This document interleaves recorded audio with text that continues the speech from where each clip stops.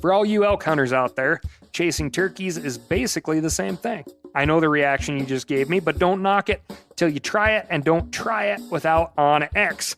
The Hunt app will not only help you find new areas on public ground, but I use it to find out landowner info to get permission on private ground that I see birds on as well. OnX Hunt has a special offer for you. Use code CAL to receive 20% off your membership at onxmaps.com/hunt and find more birds this spring. There's nothing like snook hook sets at dawn or catching a tarpon in the moonlight. Find your next fishing trip made easy on fishingbooker.com and experience the magic of the Sunshine State or any other destination on your fishing bucket list. Book a blue water adventure in search of sailfish or go snapper fishing with the kids. With over 6,000 captains and trips to choose from, planning your next one just got a whole lot easier. Download the Fishing Booker app on the Google Play or App Store, or visit them online at fishingbooker.com to book your trip today. I'm sure a lot of you guys remember the old ceremonial hunting tradition of eating the heart out of the first animal you kill. Meat from those organs are among the most nutrient-rich foods on the planet. You can get those same benefits your ancestors craved via convenient daily capsules from Heart and Soil. Find out more at heartandsoil.co. And remember, use code MeatEater for 10% off your purchase. From MeatEater's World News Headquarters in Bozeman, Montana, this is Cal's Weekend Review presented by Steel. Steel products are available only at authorized dealers. For more, go to steeldealers.com. Now, here's your host, Ryan Cal Callahan.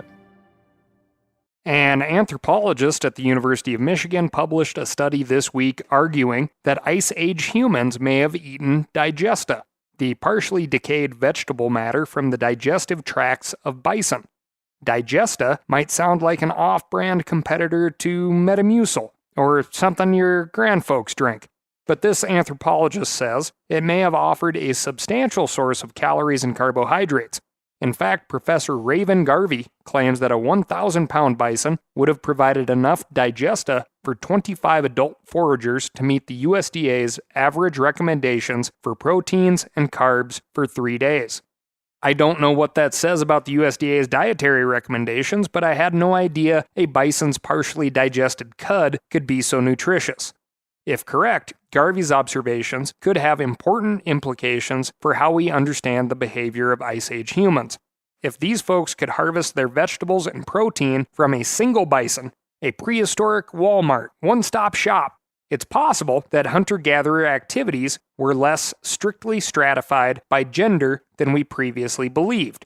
Maybe, instead of wandering around looking for plants to forage, Ice Age women could have participated in the bison hunt and harvested those plants from the animal's small intestine.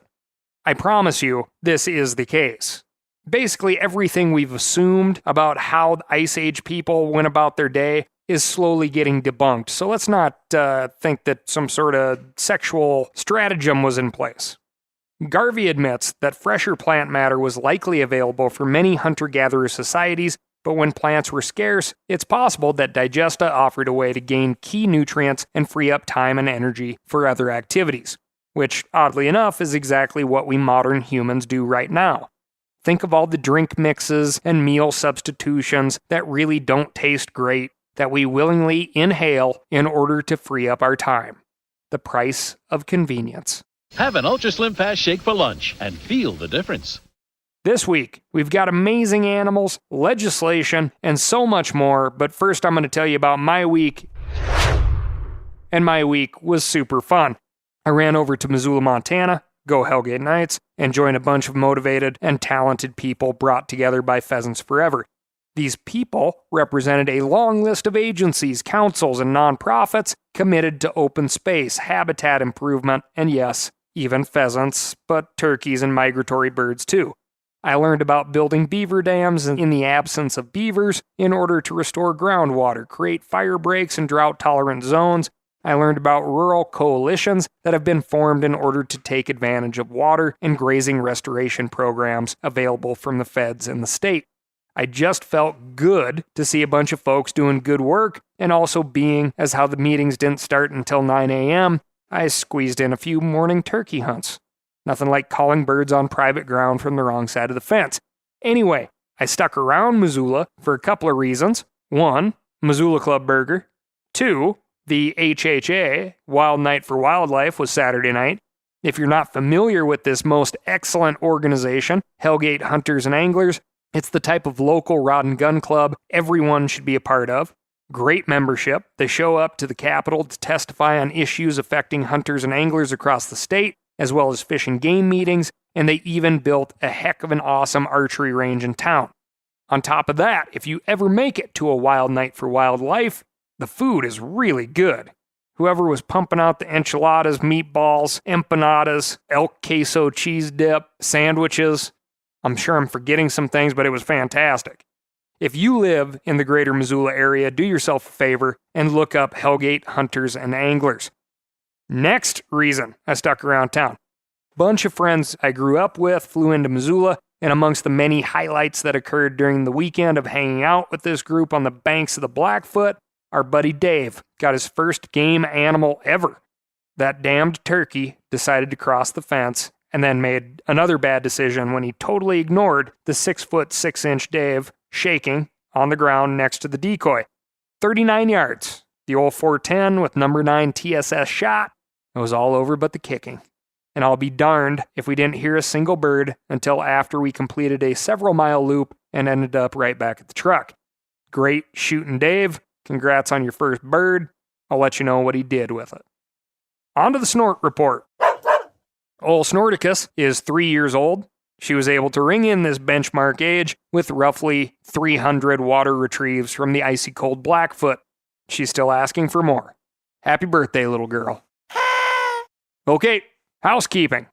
Remember, every Tuesday, the Element Crew and the Buck Truck is on the Meat Eater YouTube channel, and by heading to the Meat Eater website and signing up, you can win over $3,000 in gear, as well as a personalized gear styling with Meat Eater's own Giannis Patelis.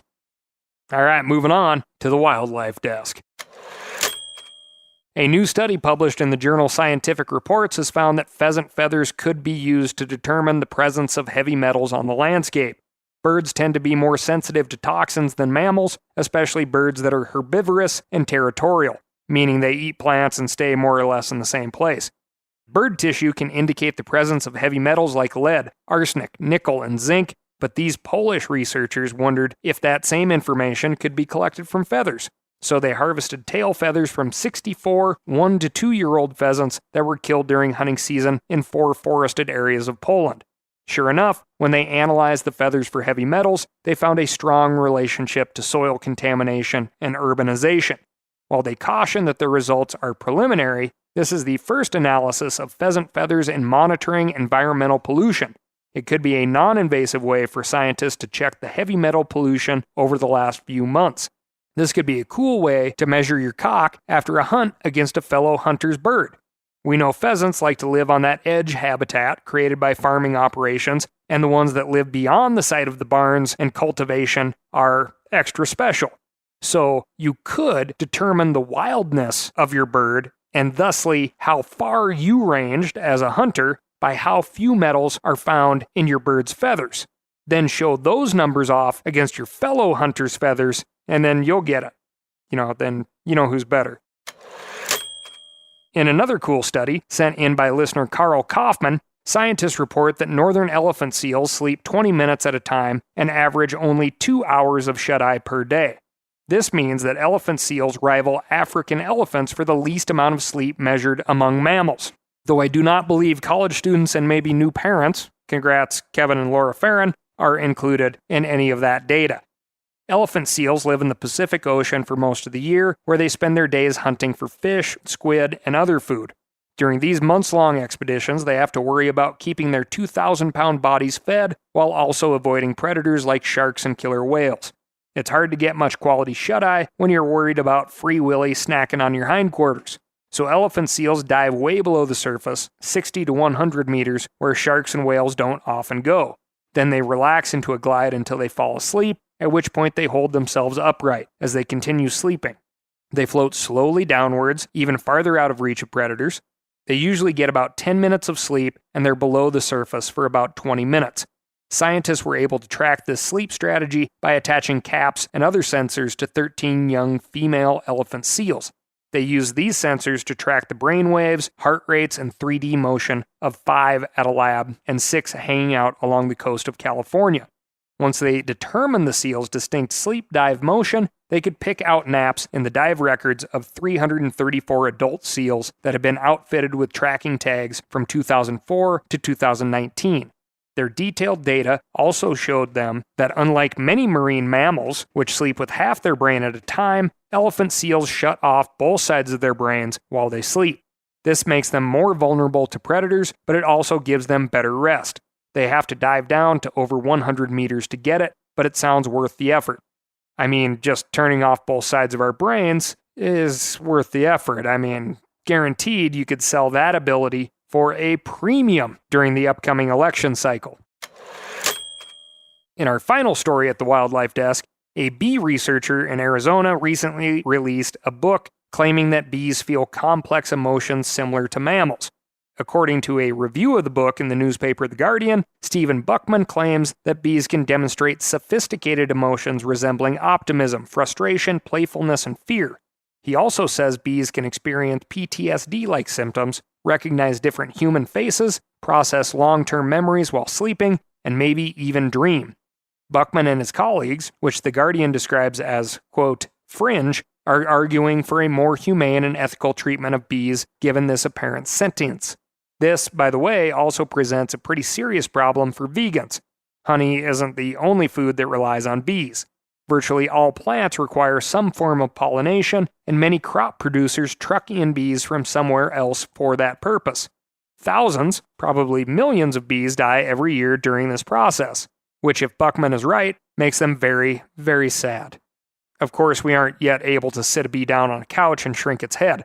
Researchers rely on experiments and tiny neurotransmitters and use that data to deduce emotional states.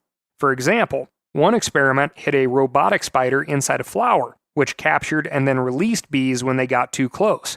Bees learned to look for that spider before landing on a flower, but some exhibited what scientists called PTSD-like symptoms. They showed false alarm at safe flowers, scanning them briefly before moving on. Other experiments tracked dopamine and serotonin levels in bees and extrapolated emotions based on that. Whether you believe that honeybees get angry or bored, or that's just beeswax, their history in North America is fascinating. Honeybees are not native to this continent. They were imported by Europeans, and their migration across North America tracks pretty well with the white settlers. They were used for pollination and honey, but they also outcompeted native species of bees for resources. All bees pollinate plants, but humans have given honeybees an advantage because it's easy to transport box hives across the country. Other bee species, which live in the ground or plant stems, may be native to North America, but aren't given nearly as much attention. In fact, you may have seen these bees and not even realized you were looking at a bee. Take a little time to learn what kind of native bees are in your area and do what you can to protect them by planting some pollinator plants. And if you're interested in reading more about emotional bees, Buckman's book is called What a Bee Knows, exploring the thoughts, memories, and personalities of bees. Ladies and gentlemen, please free these bees!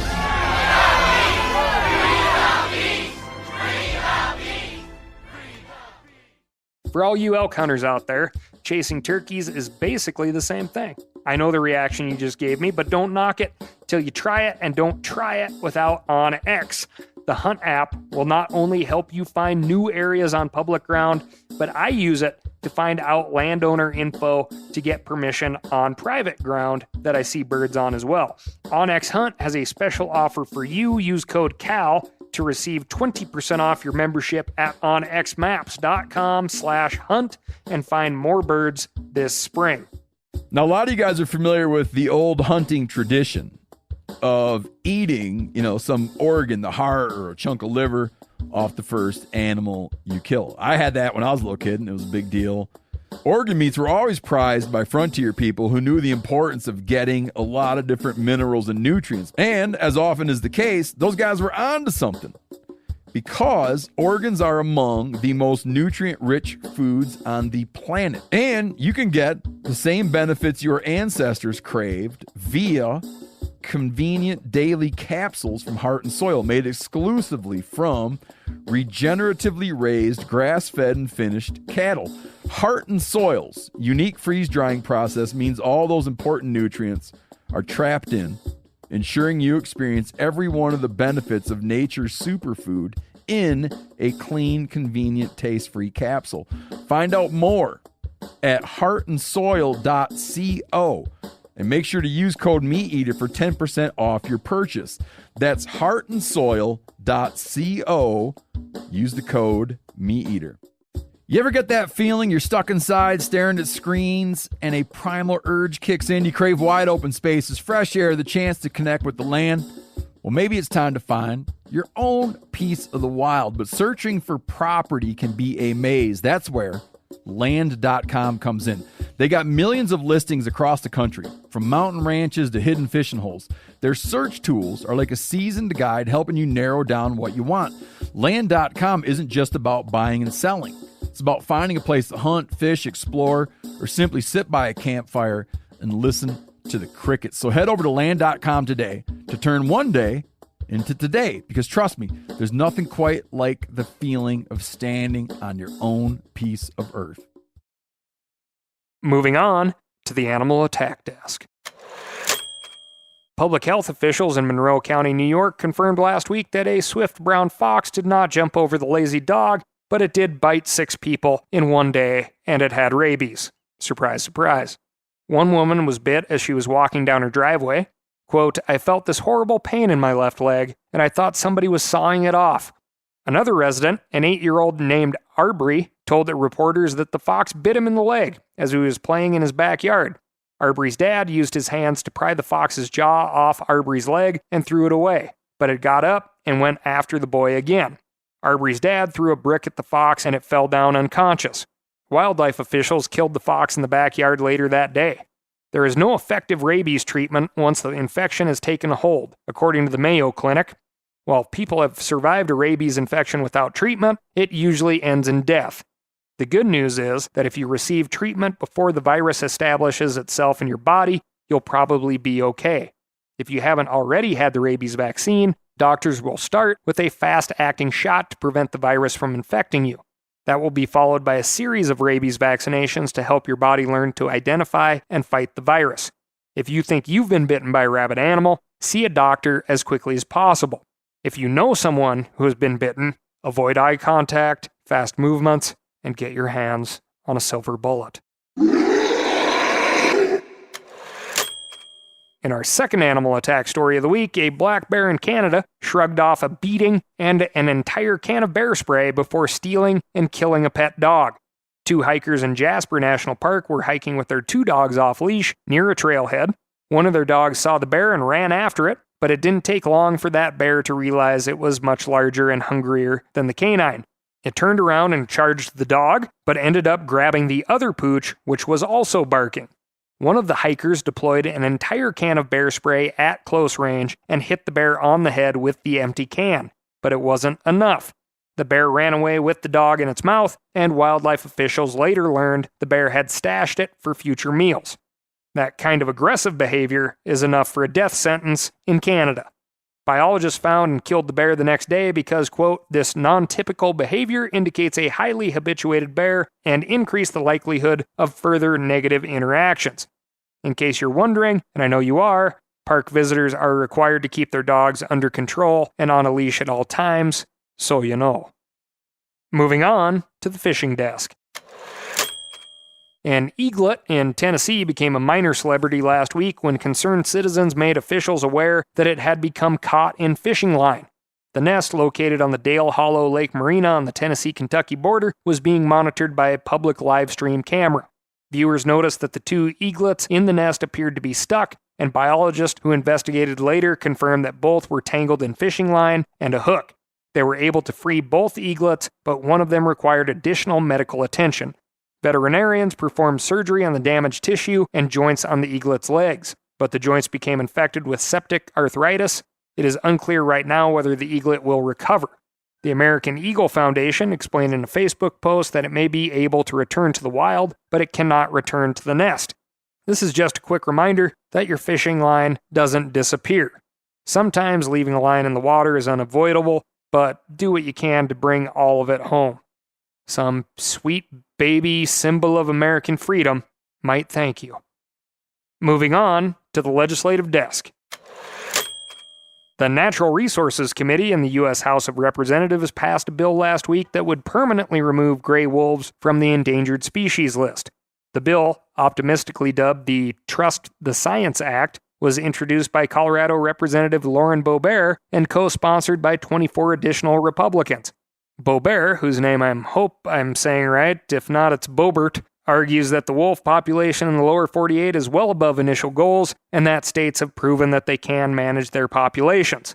Let's do as my bill says and trust the bipartisan science and pass this bill so we can finally delist the recovered gray wolf and focus scarce taxpayer funding on endangered species that actually need help being recovered. The legislation would give the Secretary of the Interior 60 days to reissue a 2020 rule that delisted wolves in the lower 48. That rule was overturned by a judge in 2022, which restored protections for wolves in 44 states. Representative Boebert's legislation would restore the 2020 rule and clarify that once this rule is reissued, it will not be subject to judicial review. In other words, if this bill passes the House and the Senate and is signed by the President, the rule could not be challenged in court by conservation or animal rights groups. Democratic Rep. Debbie Dingell tried to pass an amendment removing that language, but the committee voted against it. Here's Committee Chairman Bruce Westerman responding to Representative Dingell's amendment.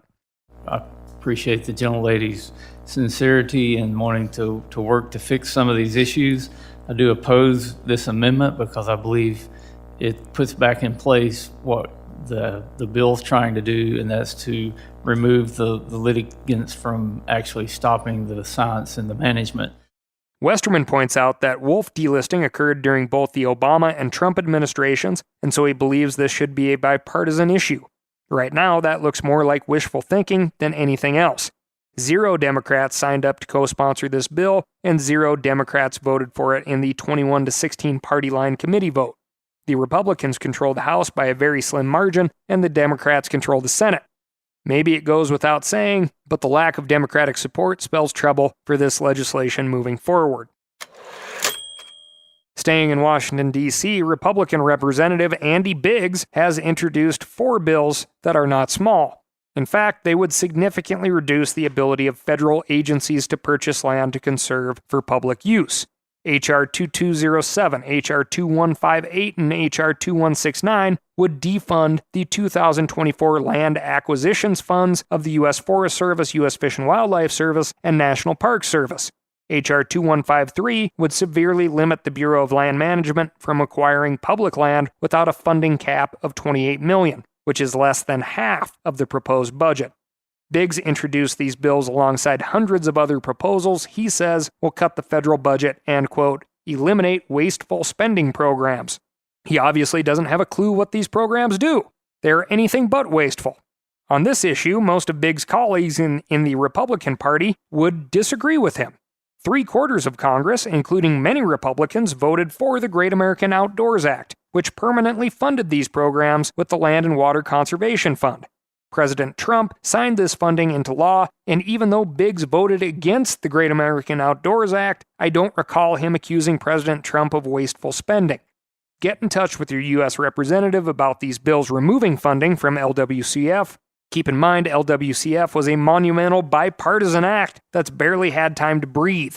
These bills are short-sighted, perhaps even small-minded. Representative Biggs.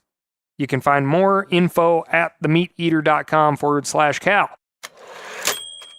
I have good news out of Michigan. The Michigan Department of Natural Resources announced last week that it had denied a request from the National Guard to expand Camp Greyling's footprint by more than 160,000 acres. We covered this story in detail back in episode 170.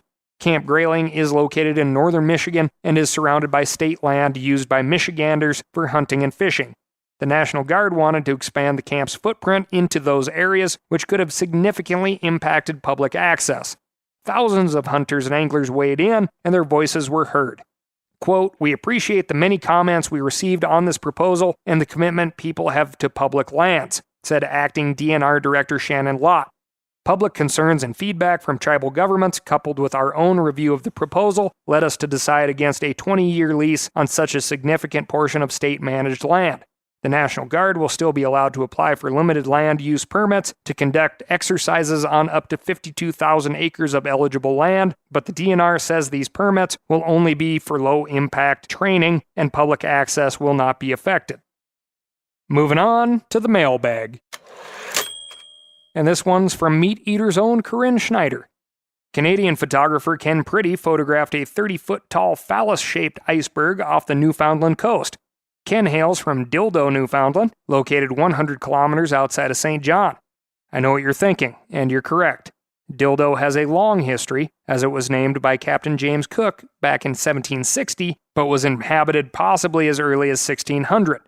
Also, you may be thinking that a seashore town named Dildo is fitting, because the word dildo comes from the name of a phallus-shaped wooden pin that an oar pivots against in a rowboat. Look how smart you are. Anyway, Ken is getting some hard-earned press from taking the picture of an iceberg that looks like a frozen male member. It has been dubbed Chilly Willy, and it's floating somewhere out in the Bay of Conception. Thank you, Corinne Schneider. And thank you to everyone for listening. Remember to write in to ASKCAL, that's AskCal, at themeateater.com, and let me know what's going on in your neck of the woods. Also, remember to go to www.steeldealers.com to find a local knowledgeable steel dealer near you. They're going to get you set up with what you need and not try to send you home with what you don't. I got my chainsaw charging right now because I know I'll need it as I'm cruising around the turkey woods this weekend. Thanks again, and I'll talk to you next week.